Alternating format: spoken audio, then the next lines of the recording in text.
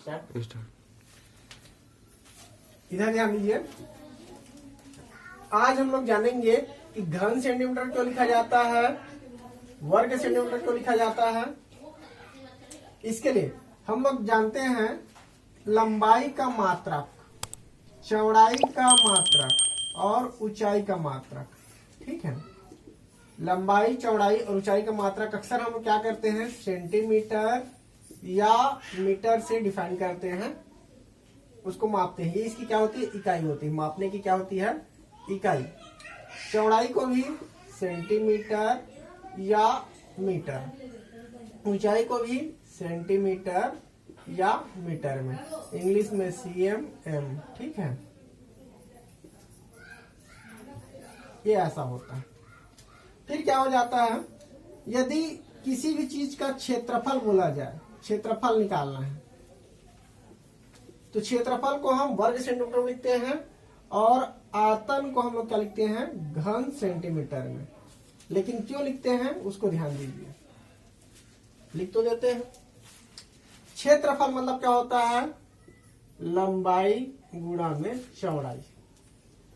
लंबाई को किससे मापते हैं, सेंटीमीटर से। चौड़ाई को किससे मापते हैं, सेंटीमीटर या मीटर से। ठीक है, अब क्या हो जाएगा, इसकी घात एक, इसकी घात एक, घातांक के नियम से क्या हो जाएगा, सेंटीमीटर की घात 1 + 1 अर्थात सेंटीमीटर की घात 2। इसको हम लोग क्या लिख सकते हैं, वर्ग सेंटीमीटर। क्या लिख सकते हैं, वर्ग सेंटीमीटर। इसीलिए किसी भी चीज का क्षेत्रफल निकालते हैं, ठीक है, या संपूर्ण पृष्ठ निकालते हैं या पृष्ठीय क्षेत्रफल निकालते हैं, वो इसमें आएगा, वर्ग सेंटीमीटर में आएगा। समझ में आ रहा।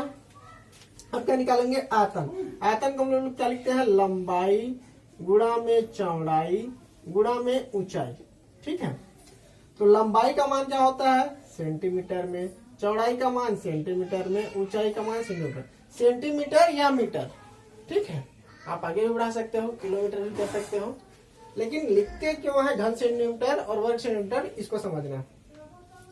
तो सेंटीमीटर की घात एक, सेंटीमीटर की घात एक, सेंटीमीटर की घात एक, घातांक के नियम से इसको हम लोग क्या लिख सकते हैं, सेंटीमीटर की घात 1 + 1 + 1 अर्थात सेंटीमीटर की घात 3, सेंटीमीटर क्यूब। ठीक है, इसको फिर हम लोग क्या लिख सकते हैं, घन सेंटीमीटर। समझ में आया सबको।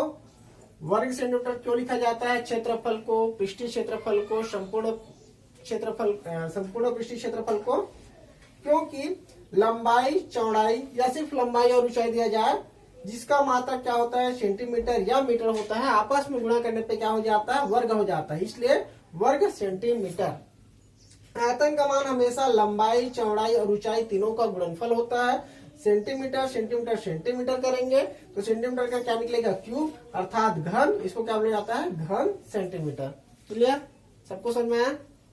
ठीक।